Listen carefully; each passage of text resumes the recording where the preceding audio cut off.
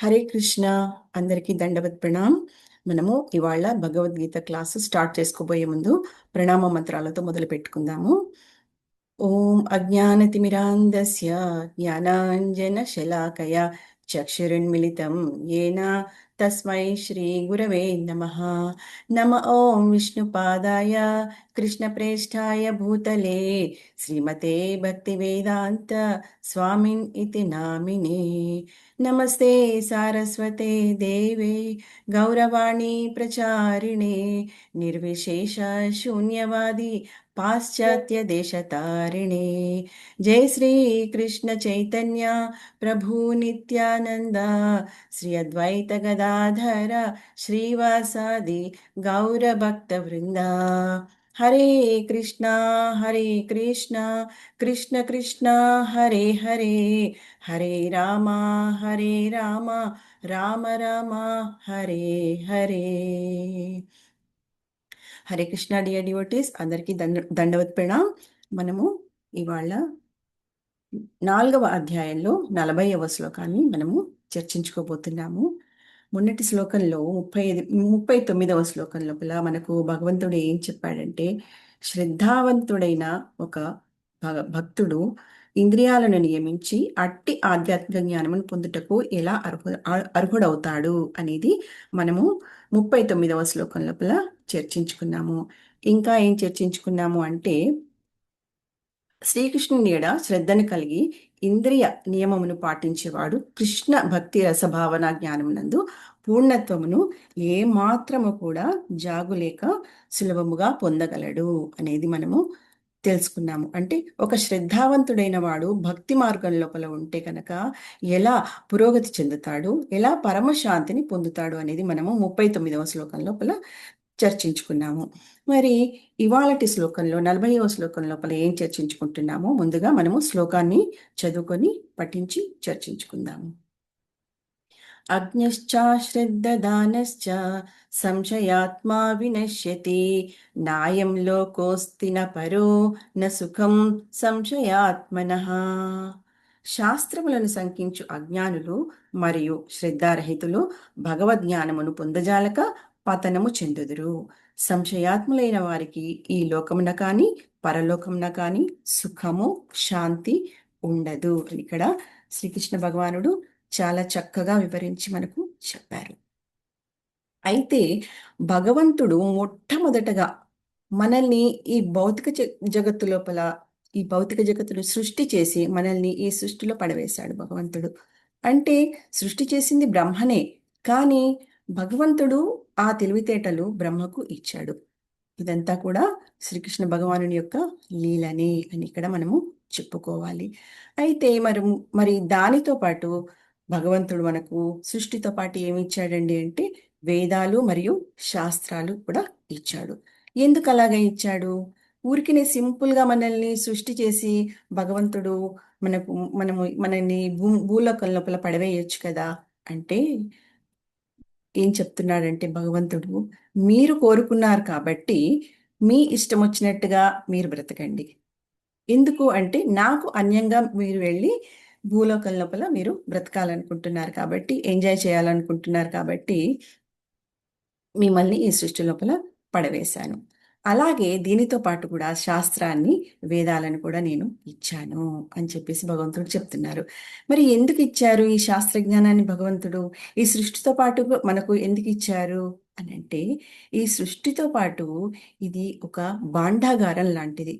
ఏమిటి అంటే ఈ వేదాలు శాస్త్రాలు అనేవి భాండాగారం. ఎప్పుడైతే మనము ఈ భౌతిక లోకం లోపల ఆ ఇంద్రియ తృప్తి కొరకు మనము ఆరాటపడుతూ మనము చేసి చేసి చేసి చేసి అలసిపోయి ఆనందం పొందకుండా మనము వైఫల్యం ఎప్పుడైతే చెందుతామో అప్పుడు మనము ఈ శాస్త్రాల వైపు తిరుగుతాము. అప్పుడు భగవంతుని గురించి మనము తెలుసుకుంటాము.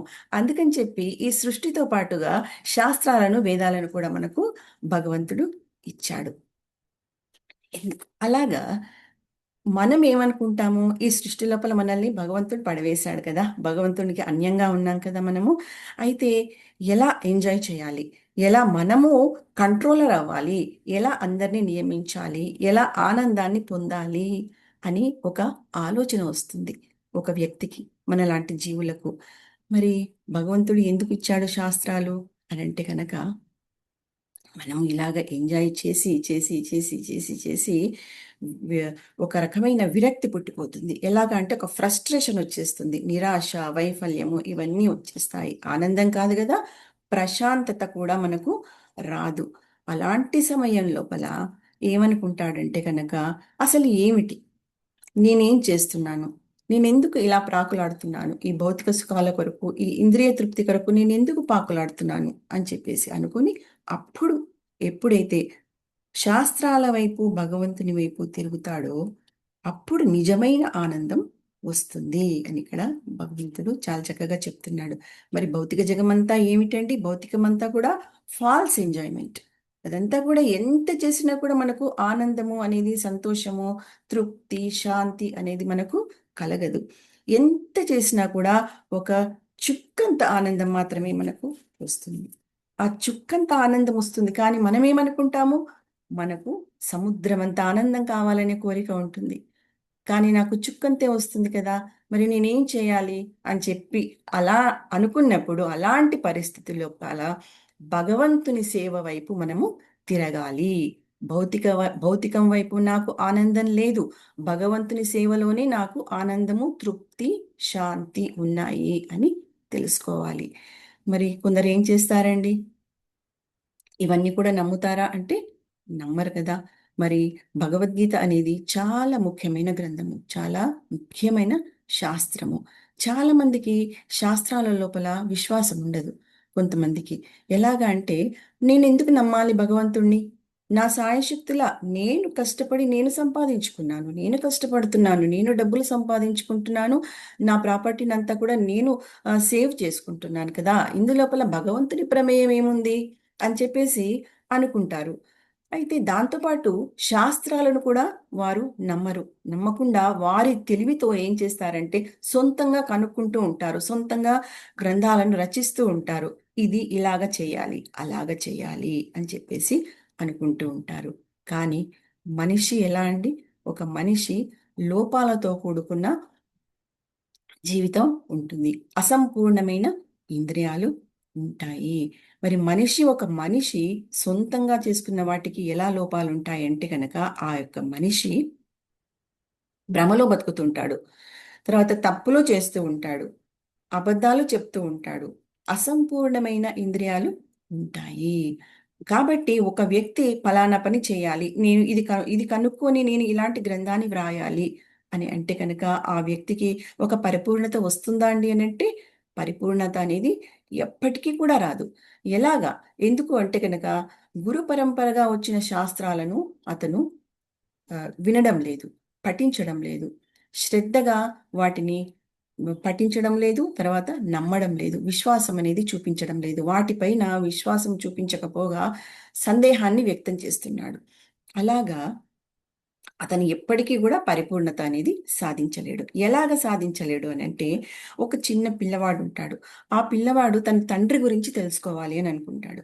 మరి ఆ పిల్లవాడు తండ్రి గురించి తెలుసుకోవాలి అంటే కనుక ఎవరిని అడగాలండి అంటే, తన తల్లినే అడగాలి. తన తల్లిని అడిగినప్పుడు అతనికి పరిపూర్ణమైన జ్ఞానము, తర్వాత ఆ విషయం పట్ల సంపూర్ణమైన జ్ఞానాన్ని అతను సంపాదించుకుంటాడు. ఎలాగా అంటే కనుక, తల్లికి అన్ని విషయాలు తెలుస్తాయి. తల్లికి బిడ్డ పుట్టక ముందు కూడా ఏం జరిగింది అనే విషయము తల్లికే తెలుస్తుంది. కాబట్టి అలా తల్లిని అడిగితే కనుక అన్ని విషయాలు తెలుస్తాయి. బిడ్డకేమండి, బిడ్డకి కొంత జ్ఞానమే ఉంటుంది. అయితే దాంతో మనం ఏదో తెలుసుకోవాలని ప్రయత్నం చేస్తూ ఉంటాము. ఆ ప్రయత్నం లోపల ఎన్నో తప్పులు జరగవచ్చు. అందుకే తల్లిని అడిగితే గనక అన్నీ చెబుతుంది. కాబట్టి ఇక్కడ బిడ్డకి జ్ఞానం రావాలి అంటే కనుక తల్లే ఆధారము.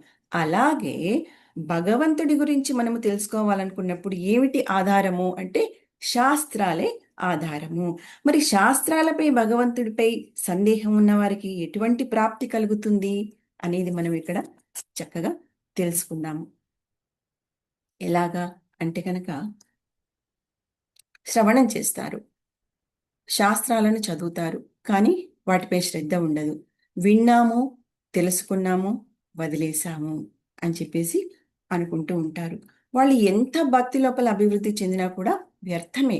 ఎందుకంటే వారు శ్రద్ధను పెంచుకోరు. శ్రద్ధను పెంచుకోరు, దాన్ని డెవలప్ చేసుకోరు, ఇంప్రూవ్ చేసుకోరు.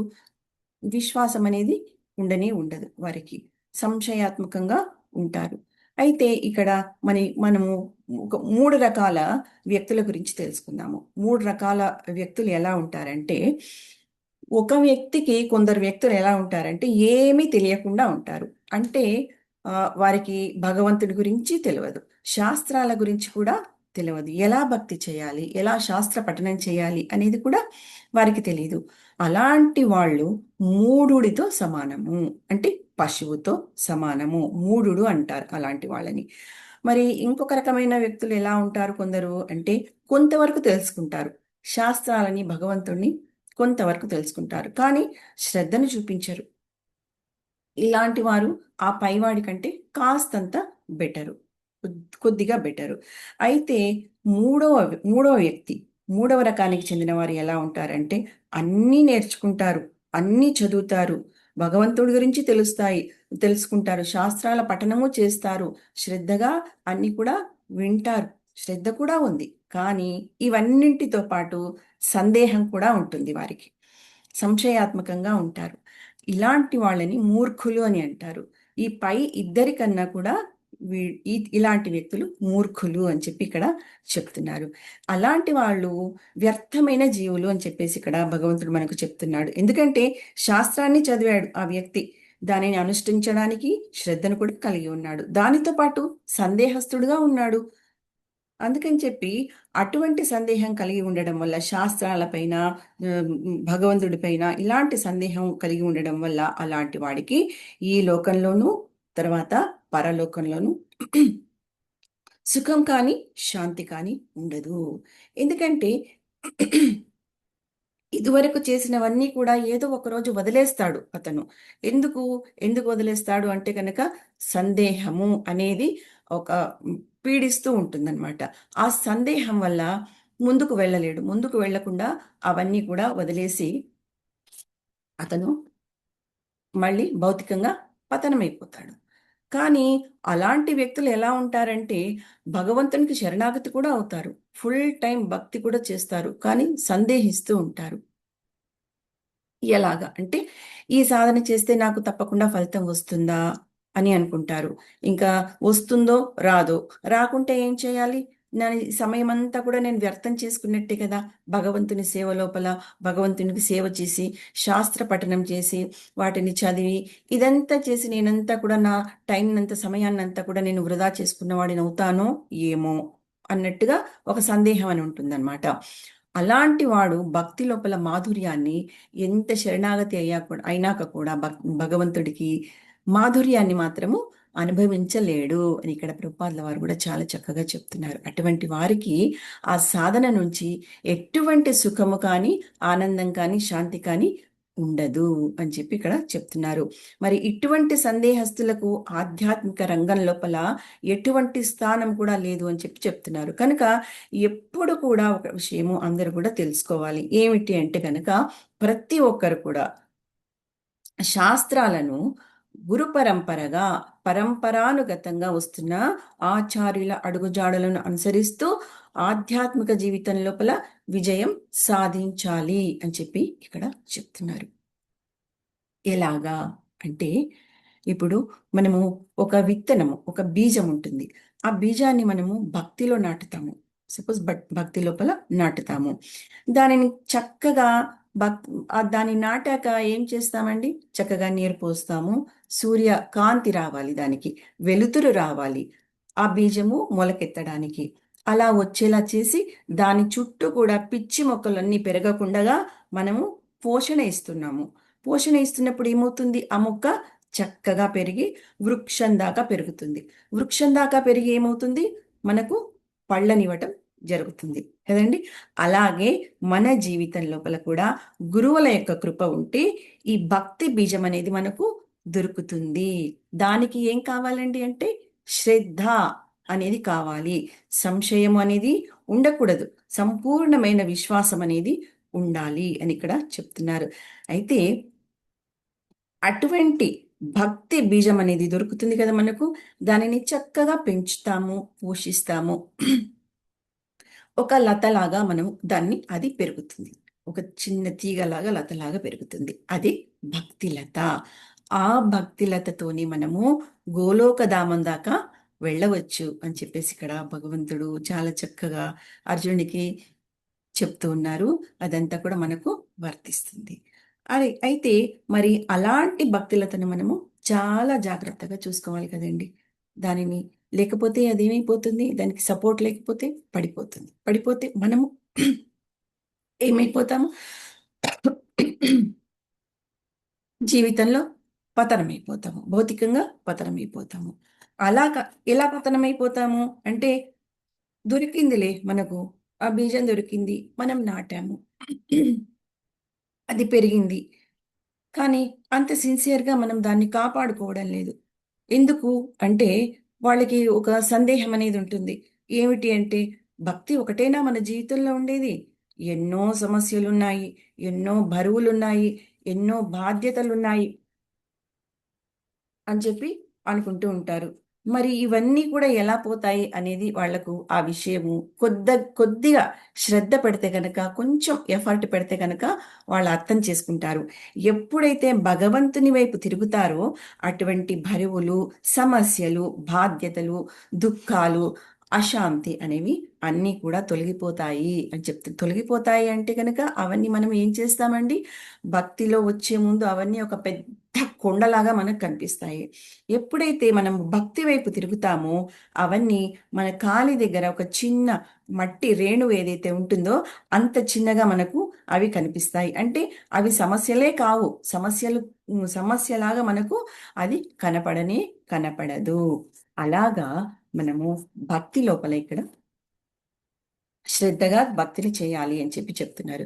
మరి మన ప్రయత్నము, మన సేవ అనేది భక్తి లోపల భగవంతుని కృప అనేది ఉంటే కనుక భగవంతుని కృప అనేది వస్తుంది. తప్పకుండా వస్తుంది అని చెప్పేసి ఇక్కడ ప్రభుపాదుల వారు చాలా చక్కగా చెప్తున్నారు.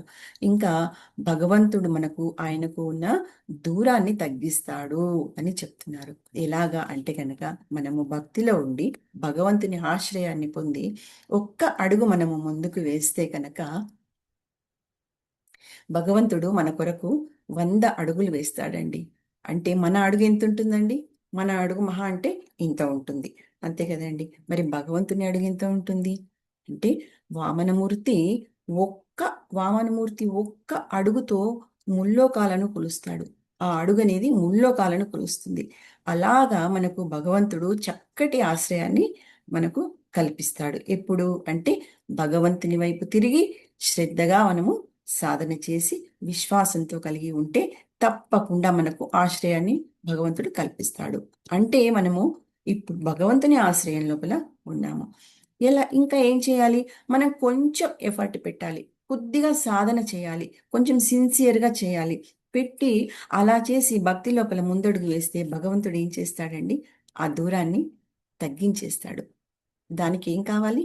నమ్మకము, శ్రద్ధ అనేది చాలా ముఖ్యము. అంటే అసెండింగ్ సర్వీస్, డిసెండింగ్ డిస్టెన్స్.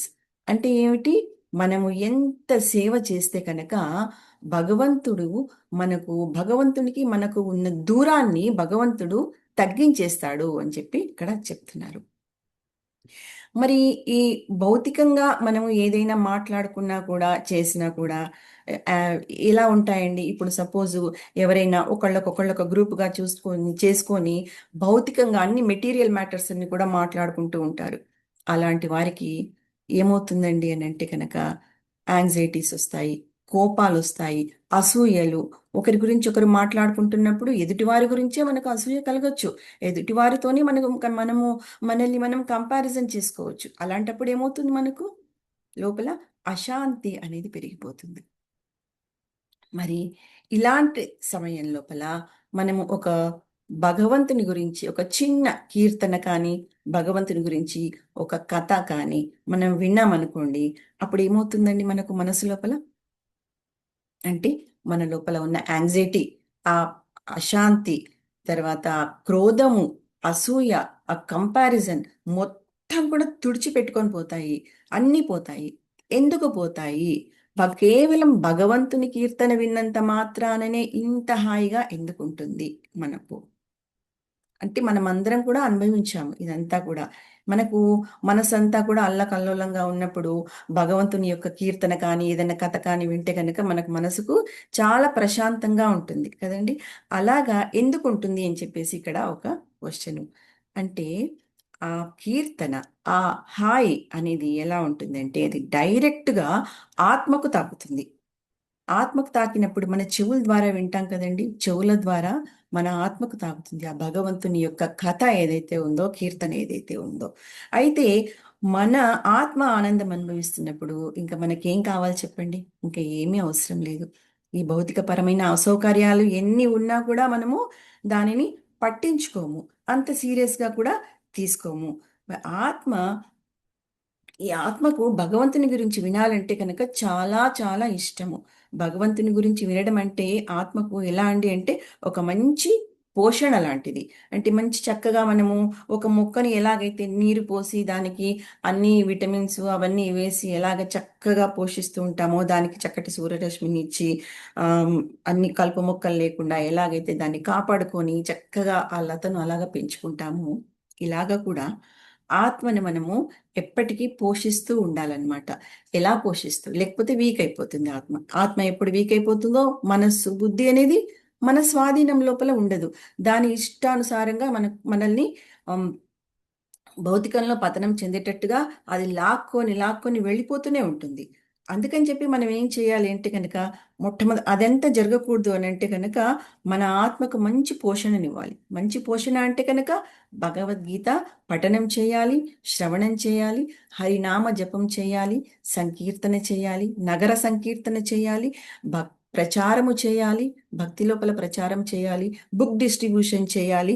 ఇవన్నీ చేయాలి. ఇవన్నీ చేస్తే అప్పుడు మన ఆత్మకు ఎంతో ఆనందం కలుగుతుంది. అదంతా కూడా డే బై డే మనము ఆత్మకు చక్కగా ప్రోటీన్స్, విటమిన్స్ అన్నీ ఇచ్చి చక్కగా పోషిస్తున్నామనమాట.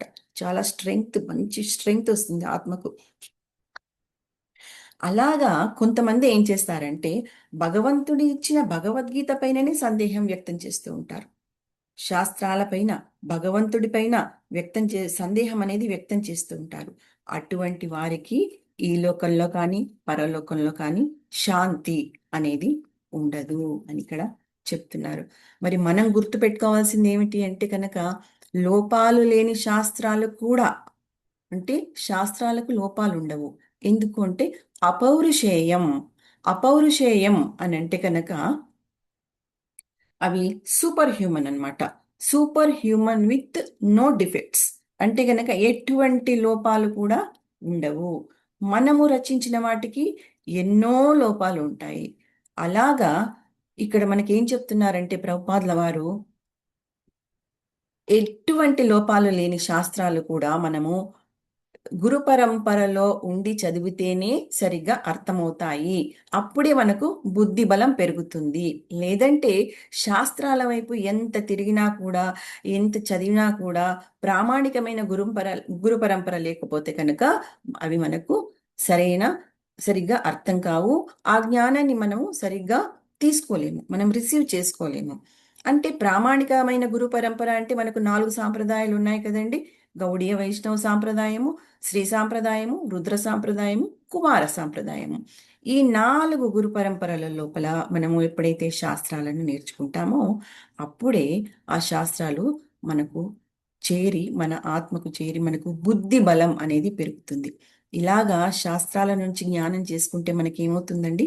మన బుద్ధిని గూడా మనము చక్కగా పోషించిన వాళ్ళమైతామనమాట. మన బుద్ధికి మనము కొద్దిగా కొంచెము బలాన్ని పెరిగేటట్టుగా మనం చేస్తాము. కానీ మనం ఇప్పటిదాకా ఈ మధ్య కాలంలోనే మనం ఈ భగవద్గీత వినడం కానీ, చదవడం కానీ, భాగవతం వినడం కానీ, జపం చేయడం కానీ ఈ మధ్య లోపలనే మనం మొదలుపెట్టాము. ఇప్పటిదాకా ఈ బుద్ధి బలం లేకనే ఇది స్ట్రాంగ్‌గా లేక మనస్సు ఏది చెప్తే అది అడ్డమైన పనులన్నీ చెప్తుందండి మనస్సు. ఏదంటే అది చెయ్యి అని చెప్తుంది. ఎందుకు? బుద్ధి వీక్‌గా ఉంటుంది కాబట్టి మనసు స్ట్రాంగ్ అయిపోతుంది. స్ట్రాంగ్ అయిపోయి బుద్ధిని తన స్వాధీనంలో తీసుకొని నువ్వు ఇలా చెయ్యి, అలా చెయ్యి అని చెప్పేసి చెప్తుంది. అది చెప్పే ప్రతి పనికి కూడా మనం ఓకే. యెస్ అని చెప్పేసి చెప్తూ ఉంటామనమాట. ఎప్పుడైతే బుద్ధి స్ట్రాంగ్‌గా అయితుందో అప్పుడు మనసు చెప్పే వాటికి బుద్ధి ఏమంటుంది, ఇక చాలు, నువ్వేం చెప్పొద్దు, నాకు ఇప్పటి వరకు చెప్పింది చాలు, ఇక నువ్వు నా కంట్రోల్లో ఉండు, నేను చెప్పినట్టుగా నువ్వు వినాలి అని చెప్పేసి అప్పుడు బుద్ధి అంటుంది. ఎందుకంటుంది? దానికి బలం పెరుగుతుంది కాబట్టి అంటుంది. ఎందుకంటే మనస్సు అనేది బ్యాక్ స్టాబర్ లాంటిది. అంటే బ్యాక్ స్టాబర్ అంటే ఏమిటి అంటే కనుక ఆమ్, నమ్మక ద్రోహి. మనస్సు అనేది నమ్మించి మోసం చేస్తూ ఉంటుంది. వెన్నుపోటు పొడుస్తాడు కదండి, మన పక్కకే ఉండి కొంతమంది వెన్నుపోటు పొడుస్తూ ఉంటారు. ఇవన్నీ కూడా మనము పాలిటిక్స్ లోపల చూస్తూ ఉంటాం కదా.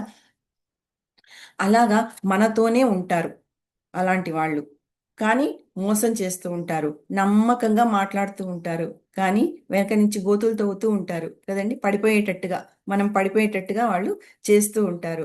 అలాగా మనస్సు, దాని గురించి మనస్సు అనేది మాయకు ఒక ఏజెంట్ లాంటిదన్నమాట.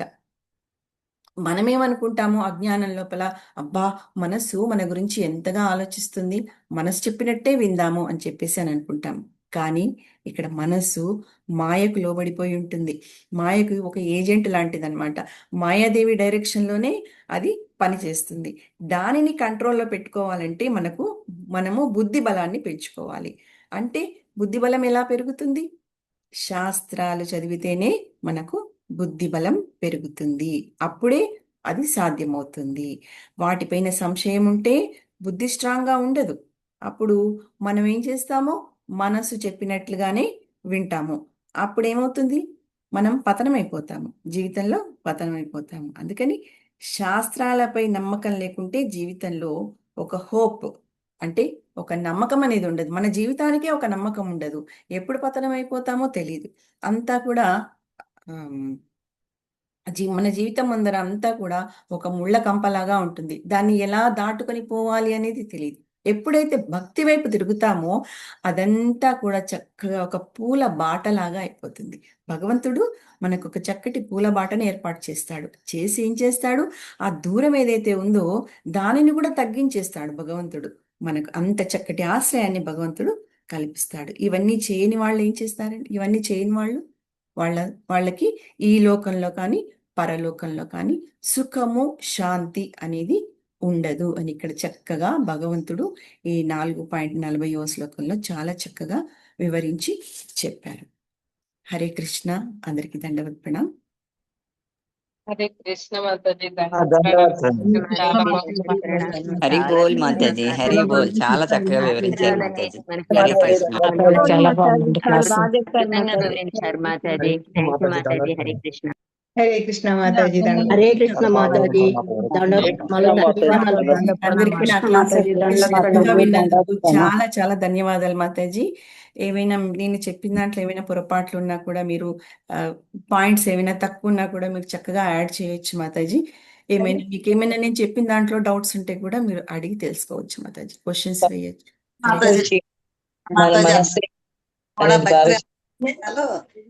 అన్ని బాగా చెప్పారు మాతాజీ, బాగుంది.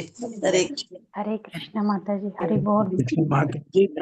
చాలా బాగా చెప్పారు మాతాజీ. చాలా చాలా బాగా చెప్పారు. చాలా ధన్యవాదాలు. ఏమైనా తెలుసుకోవాలనుకుంటే కనుక అడగండి మాతాజీ. హరే కృష్ణ. హరే కృష్ణ మాతాజీ. దండత్ ప్రణామం.